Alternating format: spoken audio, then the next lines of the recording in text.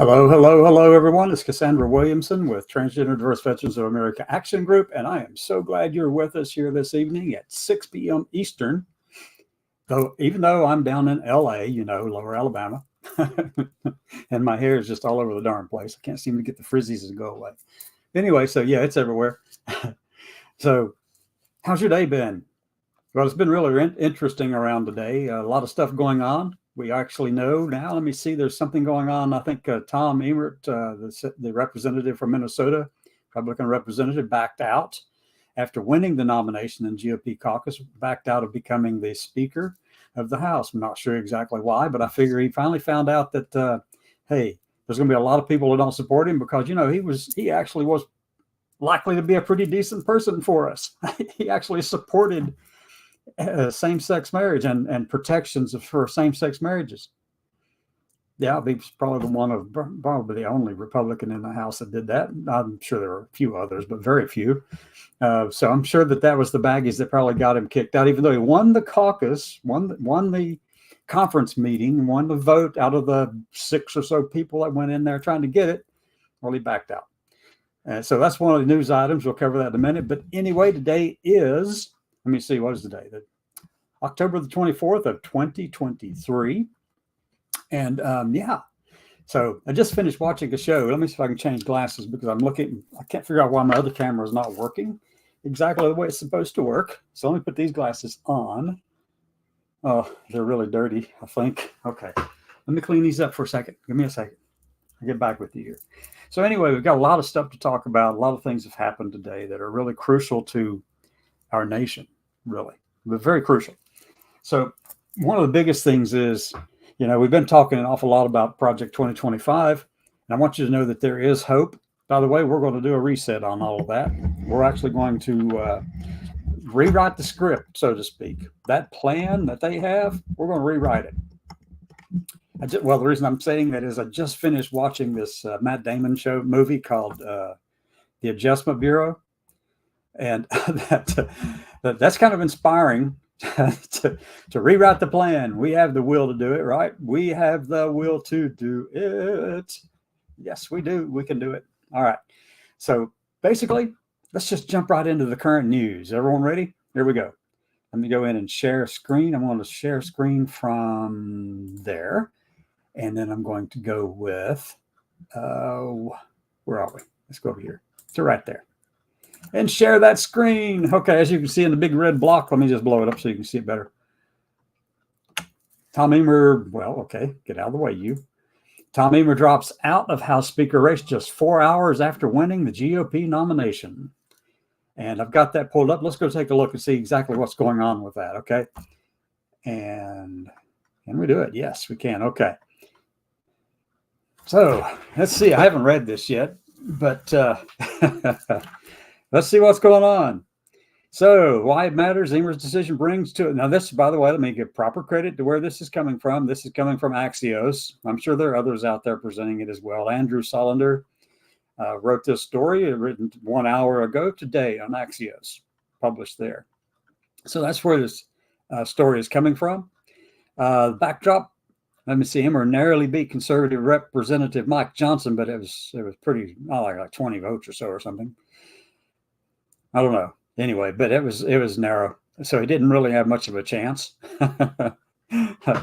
So that's where we stand on that one. So we're back to square zero with the House of Representatives. No leader for the House yet. Okay. So let me drop out of that one.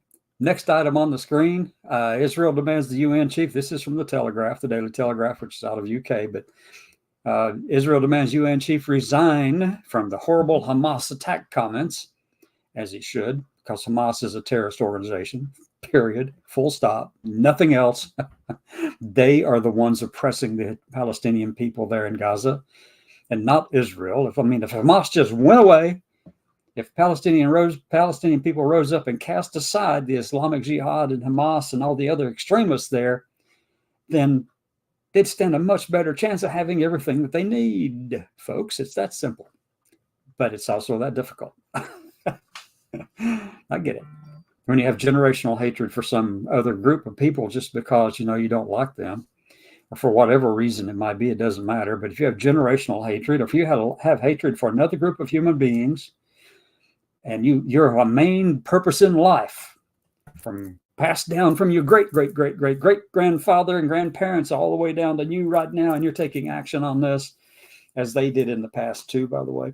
If you're taking action on those kind of things now, and because that disdain for someone who is not like you, doesn't think like you, doesn't believe like you, the problem's on you. But you need to fix it. So really, I agree with Israel's demand on this one. The UN chief needs to resign, because Hamas is a terrorist organization. There's no freaking way you should be any rational person in this country should not be supporting Hamas or the Islamic Jihad. They are the ones oppressing the Palestinian people. They're the ones over there in Iran, these extremist views with the Revolutionary Guard, the Islamic Revolutionary Guard. They're the ones oppressing the Iranian people, just because, they've got some religious ideology that they think is superior to everybody else's, which is absolute bullshit. But anyway, I said it. There it is. I said it. I did. So anyway, this article, as I said, is from the Telegraph, published 1 hour ago. And Israel demands resignation of UN Secretary General on Tuesday over shocking comments in which he suggested that the October 7th attack was provoked by the suffocating occupation of the Palestinian territories. The UN Secretary could have made that the correct statement if he had said that the October 7th attack was provoked by the suffocating occupation of Palestine by Hamas, an Islamic terrorist, in the Palestinian territories. Then it'd be right. And I don't think anyone would have a problem with that. Fully support the Palestinian people and the two-state option that needs to be there. Period. Flat out. Just do that. But they would have all the resources they need, everything that they would need to build capacity in their communities and all that stuff. Just get rid of Hamas and Islamic Jihad and all those people with extremist ideologies that want to delete Israel, who want to erase and delete and excise from the face of the planet Israel and Jewish people. Sound familiar? Well, you probably heard it enough for me to get the idea. If not, I'll keep hammering that idea. So anyway, that's the one I wanted to point out to you. One of the stories. Let me see, what's the next one up here? Okay, from the LGBTQ Nation, runner Caster Semenya, rejects the intersex label and forced medical interventions. Way to go, absolutely. Should not have to accept a label that's not yours, that you don't own, that you want nothing to do with, and then have forced medical interventions just so you can participate in a sport because your body is different than somebody else's. It's not right. Not right at all. Period. Flat out. Full stop. Go on. Published in, like I said, in the LGBTQ Nation about 5 hours ago today, October the 24th of 2023. Let's drop out that story. Go to the next one. Let me see. Exclusive poll. Nikki Haley surges nearly ties with Ron DeSantis. This is USA Today. Susan Page is the author 1 hour ago. And nearly ties Ron DeSantis as the alternative to Trump. And Trump is leading by far over there on that side, which is just absolutely mind-boggling. I just don't see it. I don't get it. I don't understand that. Anyway, I will say this. The people who support him are all Americans. Don't think they are not Americans over there who support him. Just as all the people who support DeSantis, they're just as American as you and I. And not once should we ever claim otherwise. Period. Don't want to hear it from any of the people on this team here.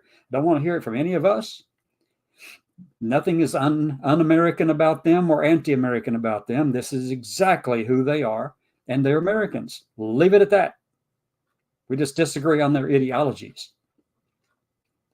And that's another topic. Good Lord, is it ever. So let's see what else we got over here in the news feed. We'll come back. Let's see. Tesla, this is from Benzinga. This is also from my Microsoft Bing news feed. Okay, up here. GOP candidate wrote his 5 policy commitments here, just fellow contenders to follow. Let me see. Let's see what they're going to put in there. 5 policy. GOP speaker candidate releases 5 policy commitments. And that's a day ago. Okay, no, that's not. That's old news by now. That 15 minutes is up. Let's go back to the next one. Nikki Haley surges. We got that one. Texas Republican. Listen to this, folks. Let me just click on this one. This is from Newsweek today. Actually published yesterday, I guess. Looks like published 1 day ago. So yesterday around this time. But it's from Newsweek. And I won't click on follow because I want to follow these people, this organization, Newsweek. So here's the headline for that one. Texas Republicans ban women from using the highways for abortion appointments. Oh my God, you think about Taliban very much, folks? You think about Hamas being a terrorist organization over there, trying to erase and delete and excise the people they don't agree with. They're trying to regulate every step of action that the Palestinians take so they can use them as cannon fodder in their war, in their ideological war to erase Israel. Well, look, this stuff right here is no freaking different. I don't care what you say about it. I don't care what you think about that. That's what I think about it. Well, that's a load of crock, y'all. Come on. Stop already. Stop attacking everybody. Let them live their lives. I mean, do you really believe that Americans deserve the blessings of life, liberty, and the pursuit of happiness? Do you really believe that? Then stay out of their lives. You don't have the right to tell them that they can't make decisions regarding their own bodies, period. Full stop again on that one. You just don't have that right. But obviously, now let me just put it this way. He who controls the government actually gets to rewrite it in any way they want, because regardless of what everybody might think, hey, all it takes is somebody to go in there and say, hey, look, we don't like that law, we're going to rewrite it. Or, you know, if the Supreme Court strikes down one thing, they go in and write something to match or not match or whatever. They just, I mean, this is a constant battle of ideological differences in the country. Okay. It happens. We come by it naturally. Hamilton and Jefferson fought each other incessantly. You know, back there in Washington, I had to call them down. Washington said, you two are acting like a bunch of kids. Grow up and stop fighting. Talking about Hamilton and Jefferson, who sit on his cabinet. Okay. And also, you know, Martha Washington really despised Thomas Jefferson. She called him a hypocrite. She didn't talk to him for 10 years. Anyway, that's my tidbit of knowledge. But anyway, so Texas Republicans ban women from using highways for abortion appointments. Stop, Texas. We're going to rewrite the script on you. You're pissing everybody off badly. Can I use another term that I really hate? It appealed to a certain group of people, apparently. This is a bigly problem. Lord God, that sucked. And you know what I'm talking about, thinking about, okay? Just flat out stop. That's enough. Let people live their lives. Live life in the pursuit of happiness that they want and liberty that they want. The blessings of liberty are theirs for all Americans, but yet there's this group in Washington, headquartered in Washington. It's been around for 50 years now, that is seeking to actually do what Hamas wants to do to Israel. But this time they want to attack all those trans people. They don't like the LGBTQ plus people. They don't like any minority, any reference to minorities in the whole of the federal government. They really want to tear it down and erase it and turn this nation into a theocratic fascist nation. Oligarchy, all that kind of stuff, you know, and going for authoritarianism. They're following Viktor Orban over there. I mean, they're following that playbook. Whatever Viktor Orban was doing, I mean, the whole CPAC group went over there just to, you know, say hi to one of their friends, Viktor Orban. Yep. And you can see the whole thing playing out across this country. Project 2025 is the exact same, is the result of all of that. And they're just so butthurt about us as transgender people. They're so butthurt about it that they call us an ideology, as if transgender people weren't also Democrats, liberals, independents, conservatives, Republicans, socialists, communists, just like every other person in America. Any individual in this country has the right to believe what they want, as long as it doesn't harm another person.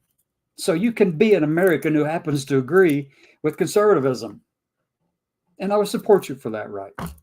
You can be an American who is a Republican And I support you in that decision. You can be an American who is, I don't know, let me just, a Nazi, a neo-Nazi even.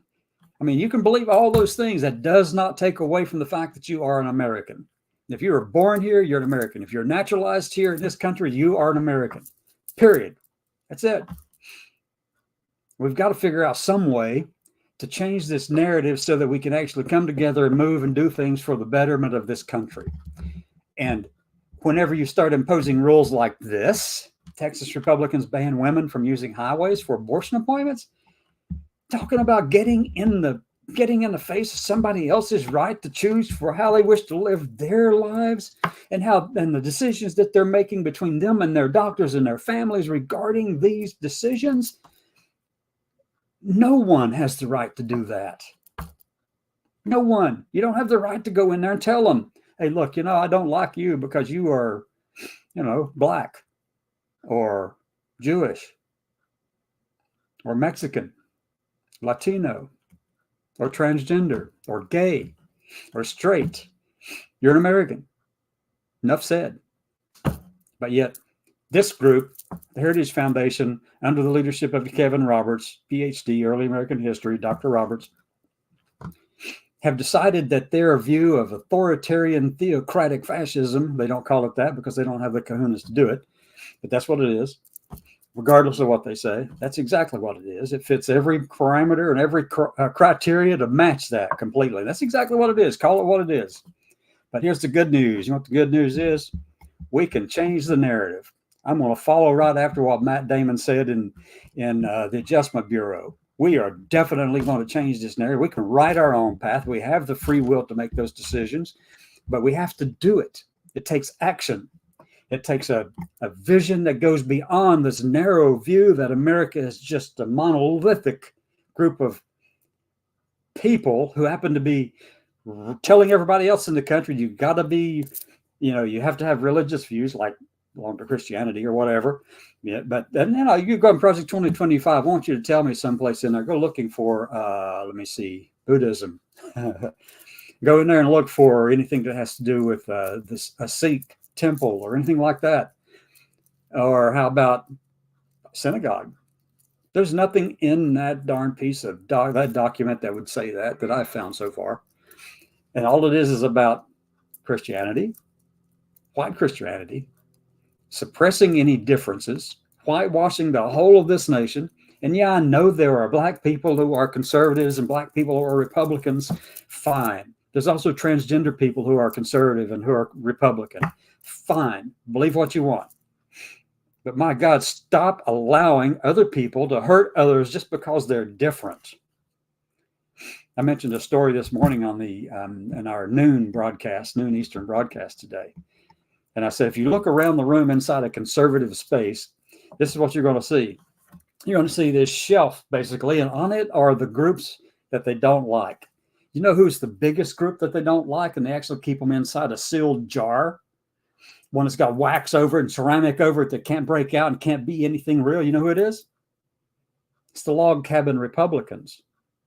They're the ones sitting on that shelf back there in the corner, hoping that someday they'll be able to be heard and be seen. They're conservatives, fiscal conservatives primarily. Some of them are social conservatives too. But, they keep them on the shelf back there just as a little show. It's got that little log cabin Republican emblem on the side of it right there. This is where we keep our log cabin Republicans, right here on the shelf. You can see it. Well, right now, what they're trying to do to you, if you're a log cabin Republican, they are going to try to take a sledgehammer to that and bust it up. The best you can do is try to figure out a way to ensure that every American has the right and can experience the full blessings of liberty, life, liberty, and the pursuit of happiness. That's simple. But that's also hard. I know. It's hard to break away. It's hard to do that. But you've got to. Because you have to stand up for the people and not the ideologies. The people matter more than any ideology you've got. It matters more than whatever label you want to attach to it, whether it's independent, Democrat, whatever, libertarians, whether you call yourself a socialist or a communist or a fascist or independents, or, let me see, conservatives and Republicans, or any of those over there, if you call yourself a neo-Nazi or whatever, it doesn't matter. This country is what matters. And the individuals make up this country. Yes, individuals come with all kinds of those belief systems. Some of them are atheists, some of them are Muslims, some of them are Buddhists, all kinds of different faiths. Some of them are nativist, and obviously you got Christians and, the whole Abrahamic faith spectrum, all that. You got all of those things here. And that's what makes this country great, folks. So if you try to whitewash it all and make even the black Republicans look like you, what you're doing is destroying the very thing that makes us great. And if you're sitting there letting this happen and you're becoming the voice for those kind of things, you have allowed yourself to be deceived by the gold and glitter, all the money over there on that side, the sparkly stuff. I mean, I'm no longer in any of these things, okay, those faith kind of things anymore. Just forget it. I'm just not there. It's just not happening. I've seen too much. So, but I do know this. There are references in the New Testament about the faithful falling prey to the shiny, glittery things, to the money, to power. Look in the mirror and see if you've done that. Look in the mirror and see if you can see a golden toilet somewhere, or really sparkly things, like diamonds and gold and jewelry and all these expensive things. And, whatever it is that you identify with as being, representative of the upper class. If that's what has attracted you and that's what has drawn people in, and, they say business acumen, or, other people are looking at it like, there's a whole group of people who actually idolize people who have been to jail. And I'm going to tell you, or have been even convicted in the court system, whether they went to jail or not, folks, they're there. You have fallen for the very thing the New Testament warns you about. But anyway, I'm not going to go into preaching. Nope, not going to do that. So I'm going to stop sharing this one. I think I got everything covered. Let me go back and just see. Let's scroll on down through here. Last chance. Israel demands. We got that one. Got that. Let's work on through. These are the states where anyone can get a gun today. Okay, new rules prevent colleges from leaving student loan borrowers with shoddy educations. That's going to be a tough thing to kind of figure out. A lot of that has to do with, how well the student paid attention in class. Yes, there are organizations that provide you, for-profit organizations that provide you with an education and then don't do the things they say. Absolutely. But, a lot of that responsibility falls on the person who actually signed up for the class and then failed it. Okay. That's a shoddy education, but it's on you. not on the system that allowed you to do that. You have to take some responsibility for that. Jeez. Anyway, let me get out of this and drop out of that one. I'm going to stop sharing and jump back over to another screen. We'll go back to the main one. I want to see everyone's faces. Any comments so far? Anyone watching? Bum, bum, bum, bum. And here comes the story of the day. Like I said earlier, I did finish watching the Adjustment Bureau earlier this afternoon. Well, actually, it was right before this show started. And I found it really kind of encouraging in the sense that, at the end, you get to rewrite your own story, but you really have to prove that you can do it.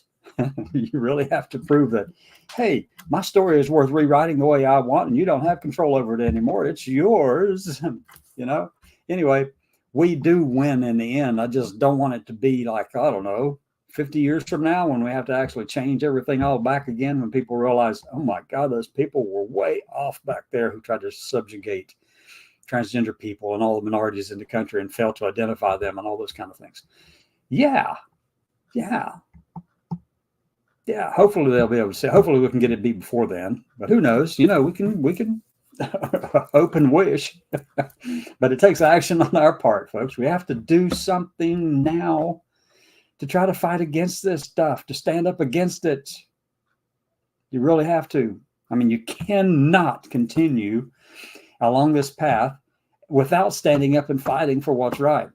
You really have to get involved.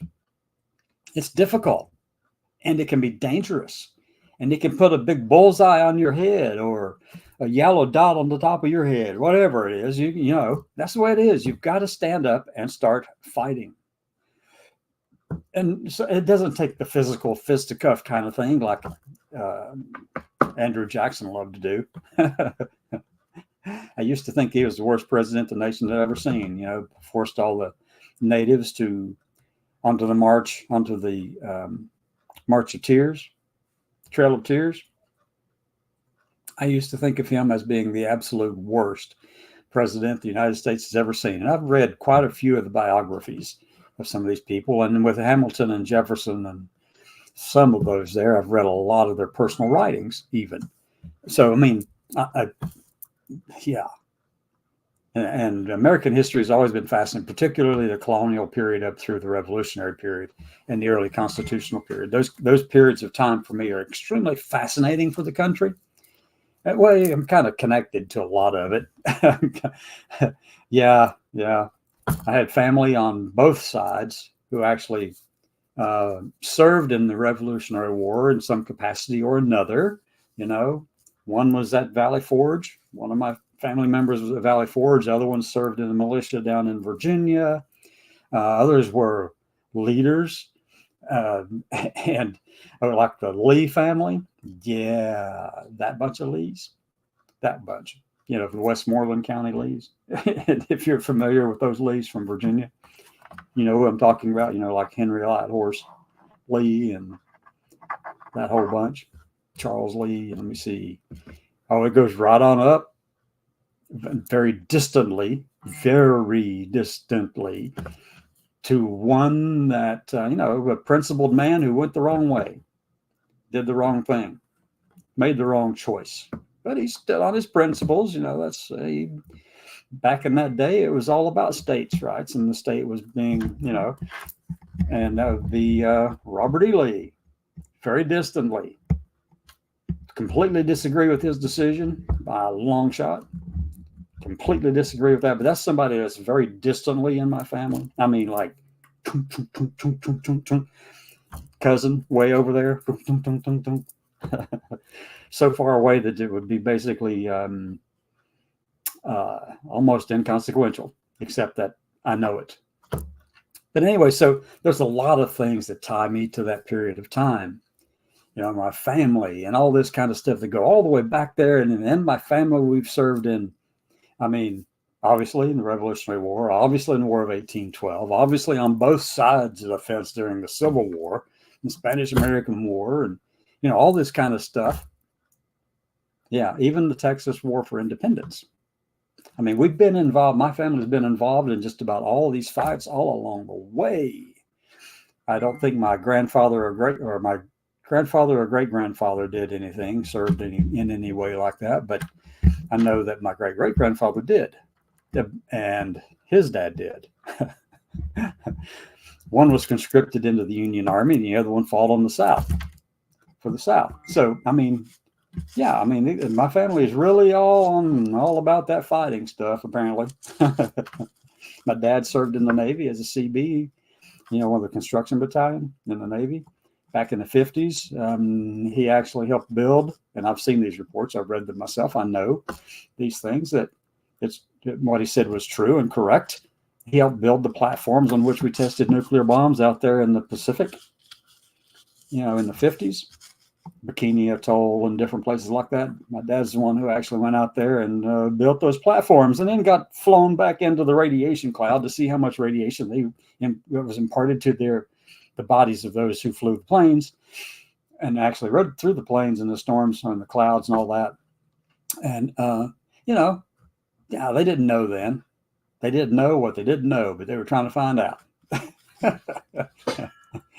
And maybe that's what it is. Maybe that's what it is. And no, it's not it. But anyway, yeah. So, I mean, it goes way back in the family, actually serving to actually stand up and do something on behalf of the country, to defend what we know is the right thing to do. We've been on all sides of that. Yeah, if you realize that who Robert E. Lee was, and you understand that, my family was involved in the KKK years later. for which I've apologized profusely, but they made those choices based on their lives at that time and their communities. And a lot of it has to do with social pressure in which they are living. They try to fit in. That's what Jefferson tried to do. He didn't want anybody to know that he was actually a pretty decent person. He had an image to uphold down there in Virginia, well, from lower LA down here in Alabama. It's actually north of here. I think that way. Is that right? No, that way. Anyway, so what are we saying? We're saying that there is an opportunity for us to actually turn this tide around and get control of the narrative that we have allowed to slip away from us. We don't have the resources. We don't have the power. We don't have the influence of the Heritage Foundation. And we don't have the ability to bring together 70 or 100 organizations or whatever to help write this narrative, because everybody over here on this side of the fence, apparently, we all think we're right and we have the best way going forward. Thus, there's very little actual narrative management and control of what's going on and how we present things. So that's where we are. So over there with the Heritage Foundation, they've laid this blueprint out there. It's a blueprint for taking over the whole of the federal government if a conservative wins and the new president stands up there and says, "So help me God." Well, Project 2025 will be implemented because these candidates have already started following the narrative that's out of this playbook. You can see it across their media platforms. You can see it across the campaigns. You can see it, what they're focusing on this week or this month or whatever. Those are all talking points and policy positions that come right out of Project 2025. They've already bought into it. They haven't explicitly said so, but that's where they are, folks. It's right there. It's right there, plain for everybody to read and see if you want to go check it out. Whew. It's all there. But I want to tell you that we can do something about it. It's never too late to do something about it, to come together, come up with a plan, stick to the plan, and begin developing a way to actually take the whole of the federal government and do something about it. It's never too late to do that. But yet we want to sit back and say, no, I'm not going to go work with that group.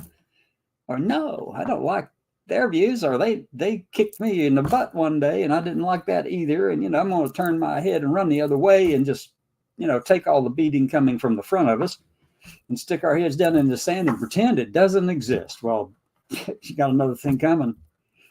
Heritage Foundation is serious. They got $265 million left over from last year. I'm sure they don't have that right at the moment, and they have more.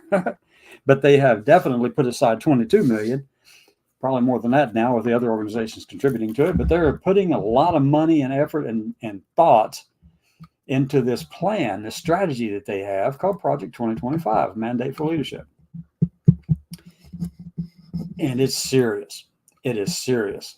I mean, if you haven't seen it, go read it. Go check out the site. Go to project2025.org. Go read that whole thing. Check it all out, will you? Check it out, because there's a lot of stuff there that is bad news for anyone who is not, one of those authoritarian, theocratic fascists. Matt Walsh actually identifies as a theocratic fascist. You can check it on his Twitter profile. Somebody said, well, you don't recognize satire? I said, well, yeah, I do, but that is not satire, folks. That's exactly what he believes. And how do you know that? Because that's exactly what he says. He falls into that line of thinking, okay? He falls right directly in line with that. And that's what the Heritage Foundation does, too. Ever since Dr. Roberts took over and actually brought in that Texas flavor of anti-everything who's not white. Ever since Dr. Roberts took over, yeah, it's been shifting in that direction heavily. I mean, he has become an activist massively. But Heritage was building up to this all along, because they did create another organization. It's called Heritage Action, which is what I'm speaking from right here with the Transgender and Diverse Veterans of America Action Group. Because that's the only way you can actually legally, I think it is, do the really heavy, strong advocacy that you have to do to make all this work and to actually get your ideas across, and the activism involved with that, the political knocking on doors stuff. I won't tell you who to vote for, but if it's a conservative, you're shooting your damn self in the foot. Literally. If you are in one of those communities, let me show you. Which communities am I talking about? Well, let me just show you the communities they are talking about. Here we go. Let me go over here to present, and I'm going to go screen and window. Do I have Project 2025 up? No, but I can bring it up. Let me just put it right here. We'll just do this one.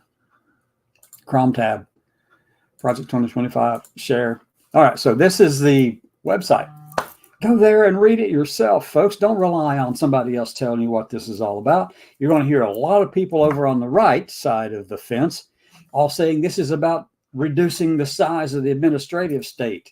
And they're going to try to focus attention on that in order to hopefully peel away some people who agree with that. You know, that to me, that's not a bad idea, except that you don't want to just go in and just lay off these people who have been working for years toward their retirement.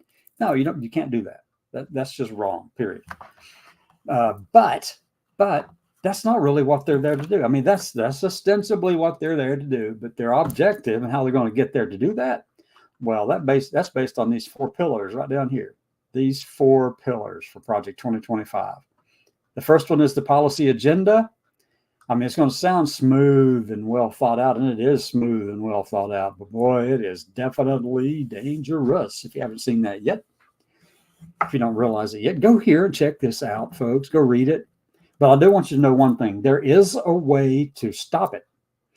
And we have to get control of our own narratives, our own stories, and start shaping those things and moving forward in a way that actually is capable of replacing this darn thing. There's a couple of ways. This apply now button over here on the side of your screen. Apply now, a big red block. I'm not saying do this, but I mean, wonder what would happen if everybody over here on the left suddenly applied for Project 2025. I'm not saying do that. I'm just wondering what would happen if we just kind of overloaded that system. I'm not saying do it. I applied. I answered truthfully every question in there, whatever they asked for. I told them exactly how I feel about it. And I didn't obfuscate or didn't lie about any of it. I actually told them the truth of exactly who I am. I'm not trying to deceive anyone with my responses. So you go in and apply. Tell them the truth. But, if I can get you to apply, maybe you'll find something you like. If we can get somebody else to apply, and we get a dozen people, and they'll tell a dozen more people each to go out there and apply for this, then I'm just curious as to what would happen. If we could do that, I wonder if they would actually accept it. Let's just take an example. They're trying to get about 20,000 people registered for their training programs. They'll shoot for 4,000 because that's what it takes to actually, the president has the authority to appoint political appointees. And there's about 4,000 of them roughly across the whole of the executive branch. And, those people will be in there, and there's the offices, agencies, departments, whatever, running things, checking on things, being the political appointee, much like, you had the, what was that back in the Soviet days? You always had the political officer on board the submarines and then the army, just to make sure that, nobody wasn't straying too far from the mainline ideological beliefs of communism, right? So anyway, go in there, and they're going to try to train as many people as they can. They'd like to get 20,000 people, but I'd love to see what would happen if 20 or 40,000 of us applied for it too. I wonder if they'd change their policy positions if there are more of us who applied than more of them. But I'm not suggesting anybody go out there and overload their system. No. Don't do that. Okay. All right. That's the policy agenda. You can see what it says right here. Presidential administration will offer specific proposals for every major issue facing the country, pulling from the expertise of the entire conservative movement. Can I put pseudo in front of that? Pseudo expertise. I mean, they're obviously well-trained and well-educated. They are the educational and cultural elites from this side. They are the people up there who are at the top you can't even get near because you can't approach the limousine they're driving down the street in. It's off limits. How dare you approach these people? They are the elites on the conservative side, untouchables. We're going to build this comprehensive database, personnel database, and I'm just going to hand over to the new president if the president is conservative. You know, they can select from here. We've got them all trained. You can apply right there too. Interested in applying? It's the same app though, I think. Then you got training programs. I already mentioned that. Training opportunities. You can go sign up for the training programs there. It's the same app there, though I don't know if you have to use both, apply separately, but you know, it's funded. All right. Anyway, more about the playbook. This is a 180-day playbook. And the reason they're sticking with a 180-day playbook, because back in 1980, when they handed a document that was not as well organized, not as well thought out, far less strategic, and with fewer organizations supporting it, within the 100 to 180 days, they were able to get about 60% or close to two-thirds of it, roughly, you know, maybe 70%, something like that. But they were able to accomplish that within 100 to 180 days of Reagan's administration. And that's a failure to them. So what they're doing now is they are going to make this new president's job so easy, they don't even have to worry about going out and finding and vetting and testing and getting clearances for, or at least laying the foundations for getting security clearances for these new people to step in. And, you know, it can take a couple of months to go in and fill in 4,000 positions if you started in December of 2024 and worked on it all the way through January the 20th of 2025. You still wouldn't be able to get it all done. However, with this project, Project 2025, you don't have to worry about that. They'll just hand you a list of pre-approved people. Where's our plan like that? Do we have one?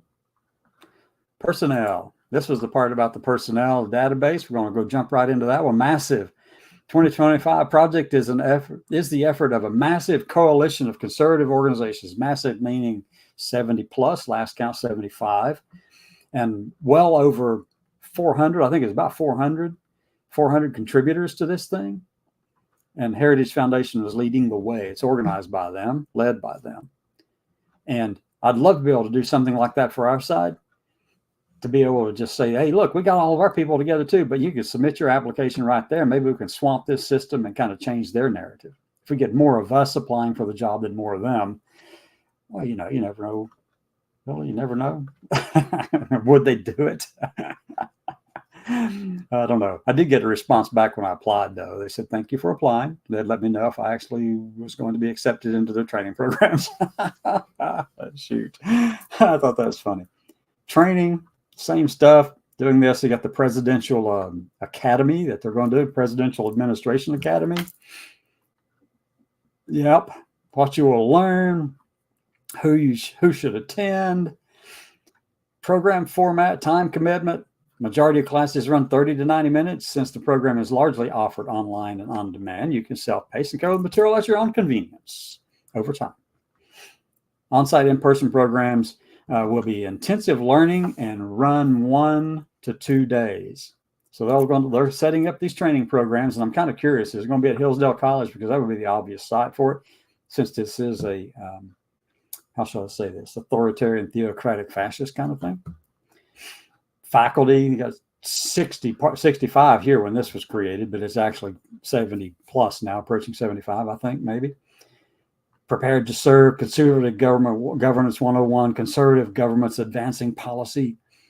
It's a certificate program. You know, you get this, you'll be trained by Heritage and get all that certification and have this piece of paper that says you're qualified to go in there and destroy everybody who doesn't look like you, to erase them, delete them, and excise them from the whole of the federal government.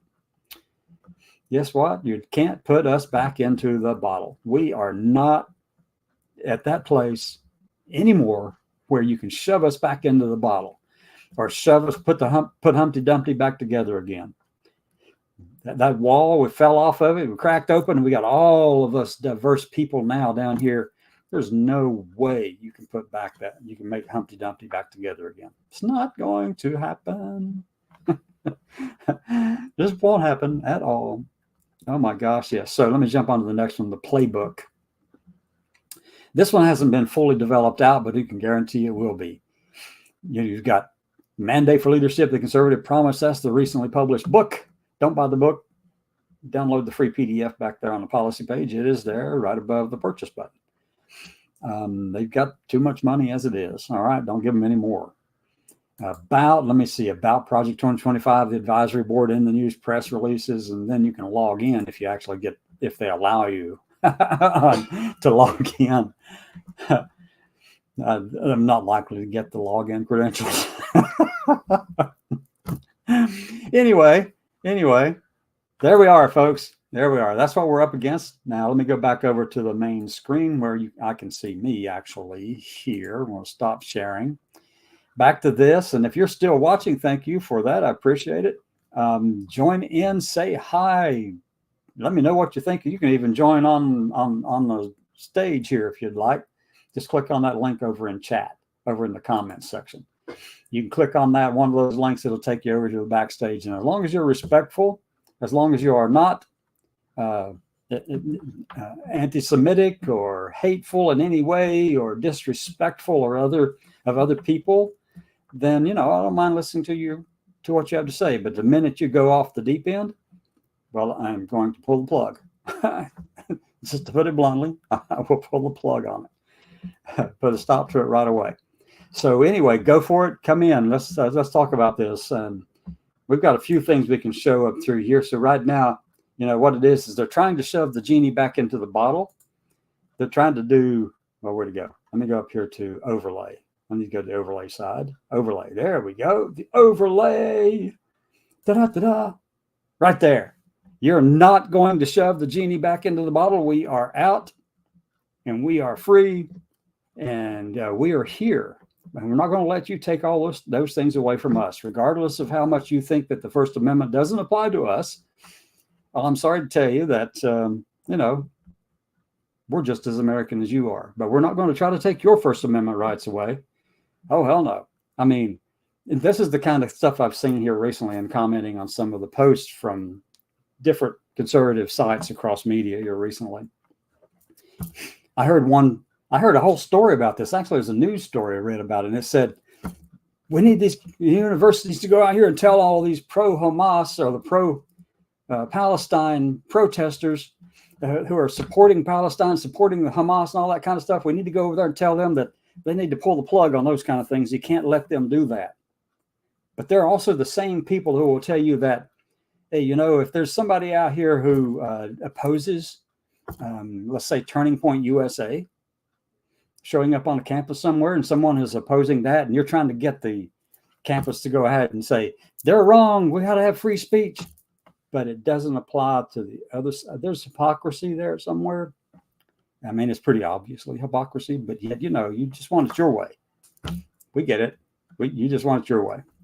But we want to make sure that everybody can talk freely, without any hindrance. Unless they're in an airplane and you shout bomb, that's wrong, period.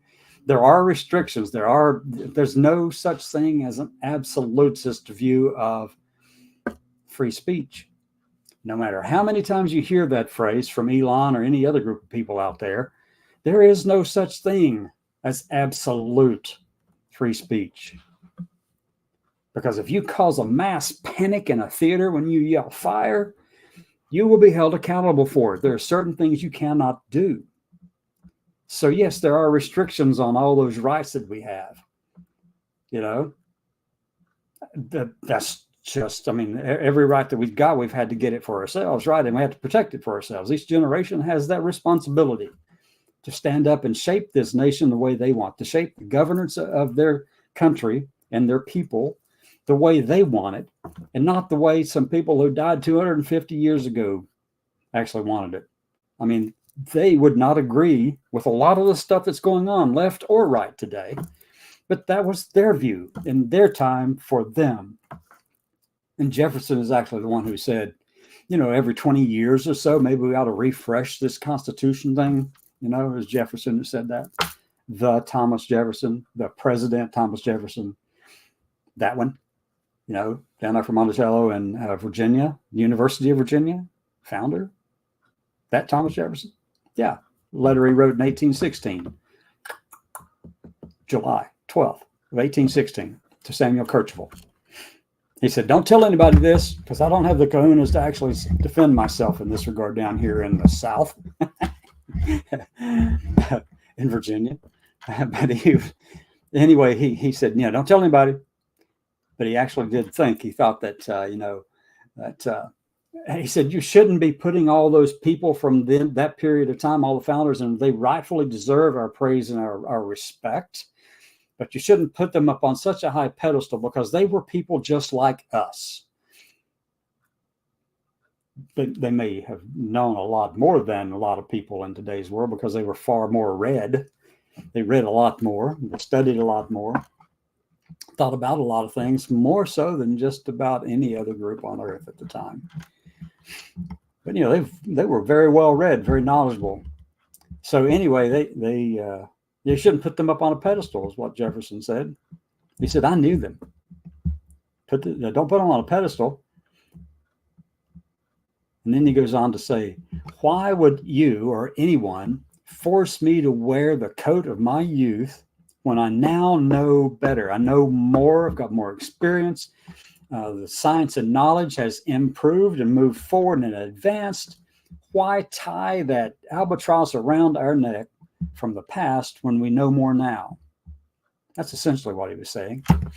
Me paraphrasing it a little, but that's still essentially what he said.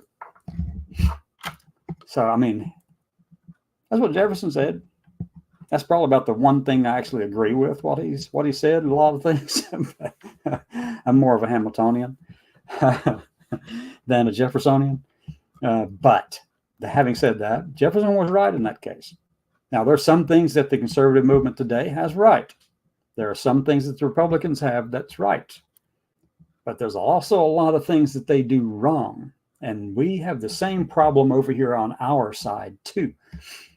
On the left, I'm calling it our side because that's where I'm at right now. But I'm going to tell you, if the left attacked any of these rights that we're trying to protect today, that we're trying to take away, if the left was the one assaulting the very ideals of the blessings of liberty, if they were the ones doing it, I would be over here standing and shouting at them, too. That's just that simple. I'm going to do what we can to make sure that we have our voices heard, regardless of where we are politically or ideologically. Okay, let me get rid of this one screen right there. And I'm going to just say this. You're not going to erase us, Heritage Foundation. We know how to fight you. We know how to take this on. We're going to put a spotlight on you, on all those things that you're saying, about erasing people and erasing words that you don't like from the whole of federal government, shut down research that involves those social determinants of health that's clearly and has been for several decades now known to be associated with your minority status, whether that would be African Americans. There's social determinants of health associated with that. If it's Latino, there's social determinants of health associated with that too. Same is true for LGBT people. Same thing applies, period. So with that, we've got about 5 minutes or so left in the show. If anyone has a comment, put it over there on the side. I'll take a look at it. We can bring it up. If not, I can wave the flag and just say, it's been a good day so far. We've had very interesting things going on around the country. I will say this. I want to do this in closing. I probably should have said it at the top of the hour, but this is what they're trying to do, what Heritage Foundation is trying to do is like shove all the knowledge that we currently have about who people really are, trying to shove it back into the bottle or make it go back to maybe the 1870s. So just think about the atomic model, for instance. Let me show you. All right, right now in the modern world, when we look over here in the quantum mechanical model, it's actually a little bit further than that. There's more to it than that. We now know more things over here on this side. But we've come to understand the world in much more depth than we did back in the 1870s or so. But here's what the Republicans right now, this conservative movement, the heritage people, this ideology that's coming out of Project 2025, they're trying to take all of us who are over here in this, see these little clouds right there, little clouds of the probability clouds that are right there. That's a fuzziness that's right in that area. somewhere in there, one of those particles can reside, but you can't really check, because if you do, you change the measurement on it, and then you lose all the other information that you thought you had. You know, I don't know, like Heisenberg's uncertainty principle. Anyway, so having said that, that's what those little clouds represent around the inside of this center of this quantum mechanical model. And then we had the Bohr model, the Rutherford model, the Thomson model, which is a plum pudding model, which that's a funny name. Then you go back to Dalton, where an atom was the billiard ball model that had no clue as to what was in this ball or in that model whatsoever, but they just consider, like the ancient Greeks said, that there's earth, air, wind, and fire. And this would be a lump of earth. They understood the parameters of that lump of earth, that it could have been iron ore, or it could have been whatever. They understood that, but they didn't think it went any further down. And they didn't have an understanding that it was deeper than that, until somebody came along and said, hey, look, there's actually a positive and negative charge within this thing, and it changes. So there's got to be something more here. So it's all blended together. That makes it the plum pudding model. Okay. But that's what conservatives are trying to do, is take all the knowledge we have now and shove it all back here to the Dalton model. We're trying to shove it all back into the bottle again, back into that little face that if you rub it just right, all the genie pops out and all that, and all the color comes blasting out of there. Well, yeah. That's what they're trying to do. They're trying to reconstruct the Humpty Dumpty, or they're trying to reconstruct this Dalton model of all the science that supports who we are and the individuals that we represent. And that's what they're trying to do. They're saying, we don't accept this quantum mechanical model over here. We don't accept that all the pieces of the shell that came apart when Humpty fell off of the wall. We're not going to accept those as being different. We're going to try our best to glue them all back together and put them back into the Dalton model. Well, sorry, folks, not going to happen. We will stand up and fight against this and put a spotlight on that kind of ignorance along the way. So with that, I am going to say, have a great evening. I hope you enjoyed it. Please, please, please consider going and helping us fight this. Donate if you can. Donate your time or even money. Dig deep in your pockets and help us with this, because we do need all the help we can get. We're up against a Goliath. And we're not even David. We don't even have that stone that David threw at Goliath. No, we're more like an impotent Ant-Man standing down there going, hey, can you hear us? Come on, we're down here. No. Right now, that's essentially where we are, that impotent Ant-Man down at the bottom, even below David and underneath the rock that he's preparing to pick up. But we have to band together. We can fight it, but it takes us coming together to do it. Can you do that? Do you have that within you to be able to join us in this fight? If not, fine. Find another way to get involved. Get somebody else involved. Help us stop Project 2025 in its tracks. Help us get America back on the right path, which says that the blessings of life, liberty, pursuit of happiness belong to all Americans, not just the ones you happen to like. All right? Yeah, this is something I've been talking about for a while, and I'll keep talking about it. Okay. Have a great evening, everyone. And with that,